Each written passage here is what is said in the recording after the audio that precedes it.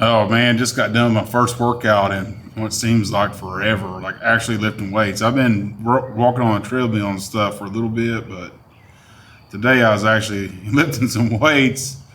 And boy, the scene in the gym has changed a lot over the past few years. Like there's like 20-year-old dudes walking around. They all have these big gallon jugs of water, or they all have protein shakes, and they're doing exercises. I don't even know what they're doing. I never even seen them those being done before my whole life. So, I'm just sitting over there trying to figure out what they're doing while trying not to pass out.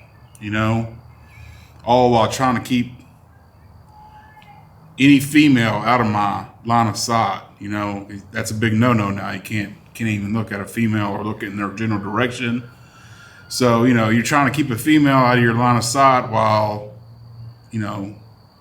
trying to play it off, like, you don't know what to do. So next time I just might wear my sunglasses just to play it safe. Just a little tip for the females out there watching this video. It's possible for a male to look your direction and not even see you.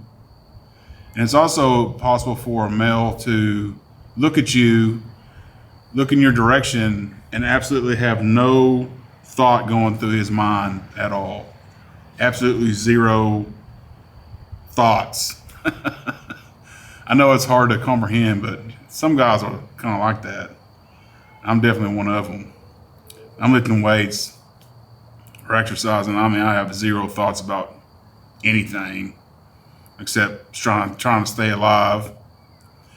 And got through the workout today. The first day I've done leg workout in probably 3 years, and we almost had a collapsing incident in the middle of the gym. I got done doing the leg curls, I think they call it, and I got off that machine and took about 4 steps right there in the middle of the gym there, and just about bit it, just about collapsed. So hopefully over time things will get a little bit better as far as my working out goes. But so far it's been fun. But boy, I have a long ways to go to get back to where I need to be. But I want to talk a little bit about the ZVE1 just a little bit in this video. Like, does anybody else feel like they're being had just a little bit on the ZVE1? I kind of got suckered into that ZVE10. I bought that camera after watching all the videos. And I just kind of got sucked into the hype on that camera, and I bought it. I used it. I used it a lot, and I just hated it. I just never got along with it. I think it's a fine camera for the price, but it just wasn't what I was looking for. And the stabilization and rolling shutter was just horrendous in it. And ever since then, I've been really conscious of kind of what YouTube marketing I kind of fall for. And I'm kind of wondering if anybody else is getting kind of the same vibe with the ZVE1. It just feels like something might be off. Something might be off there. I don't know what it is. I think the video and everything's going to be fine. I think a lot about the camera is going to be fine. But there's just something there that just don't seem right to me. You start looking at the ZVE1, and they come out with it, and it was like full on press by the YouTubers, full on press.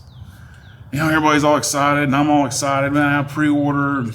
Gosh dang, I'm gonna get this camera. It's gonna be awesome. Smallest full frame camera ever. Greatest autofocus ever. See in the dark. Greatest camera ever. And then you kind of look at the price, and you're like $2,200. You're like, oh, bro.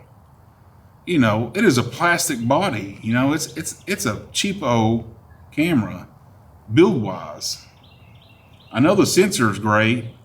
The same one they put in this A7S III and all the other cameras. But holy moly, man, $2,200. That seems a little steep. Then you start kind of looking around at the landscape of what you can kind of get for around that price. And it starts making the ZVE1 look like a pile of trash, to be honest with you. You can get the X-T5, You can get the XH2. You can get the XH2S, a used one. They're going for about $2,200 now. For just a little bit more, you can also get the Panasonic S5 II. And just for a little bit more, you can get the Panasonic X5 IIX. It's all black and looks sweet as hell. You can also get the A7 IV. You can get the Canon R6 or whatever, R5 or R5. I don't know all Canon stuff, but they have that one coming out with like $1,500. It looks pretty sweet. R6. I mean, that camera is sweet. I don't know, man. You start looking around at what you can get for like $2,200. I mean, all those other cameras, they're like pro level body cameras. I mean, weather resistant or weatherproof, rugged, no heating issues. I mean, you just kind of look around there and you just kind of think, man, is this camera really worth $2,200? I just don't know. And here's another thought on ZV-E1.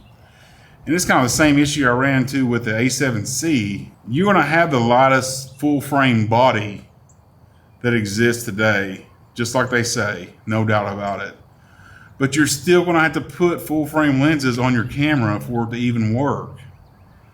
So even like the 21.8 and like the Tamron, I pulled out the Tamron 28-75 the other day and put it on the A7S III. And it's front heavy even on the A7S III. It feels a little bit heavy on it. What's it going to feel like on that little bitty tiny camera? I mean, it's going to feel terrible. You put any kind of big lenses on that little bitty camera, and it's just going to feel weird to use. It's just going to feel way uncomfortable and unnatural to use. That kind of leaves you searching for lighter weight lenses. But even the most lightweight full frame lenses are still fairly heavy, and you're still going to have to put them on that camera and carry it around and use it. So just a thought. Or you can put a cage on it. But as soon as you put a cage on it, it just increases the size of the overall package. So, time you put a cage on there, you're approaching the same weight and size and heft of A7S III. So, maybe what's the point? Something basically to me doesn't smell right. Don't know if it's going to be a good camera. Don't know if it's going to be a bad camera. I don't know. But something seems just a little bit off to me with this whole thing. But I'm still going to keep my pre-roll for now. Of course, every time I buy a new camera, it seems like, I have to get a new lens to go along with it, which is a whole nother issue in itself. I don't know. You kind of buy these cameras, and then, next thing you know, you're adding more to your ecosystem. And then 6 months later, you're using the same stuff you were using before you bought the lens or before you bought the camera. So is it even worth buying anything just to mess with it for a little while? Just some random thoughts today about the ZV-E1. Some things seem great about it, but something just doesn't seem right. I'm not quite sure what it is. I'm sure it'll all work out, but I don't know. Thanks for watching, and we'll see you on the next one.